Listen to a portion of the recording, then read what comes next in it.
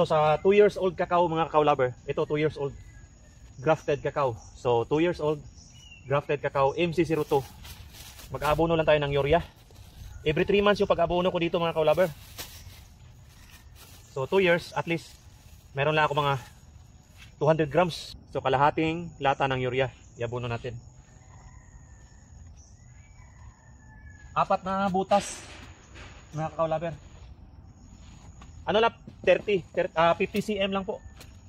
50 cm o 30 cm kasi ano pa siya, maliit pa siya. Yan. So pwede nating haluan ng dupos. Kalahating lata ng dupos, ayan oh.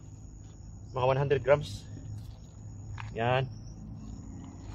Para yung kakainin o yung fertilizer natin, concentrate lang po siya sa mga dahon. Which is ang urea, pang padahon lang po siya. Siya sang nitrogen.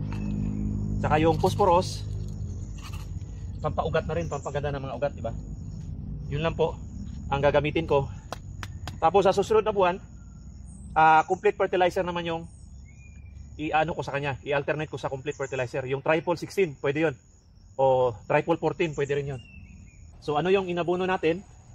Kalahating lata ng urea, tsaka kalahating lata ng phosphorus, ng DuPhos fertilizer. Yun po ang inabono natin sa ating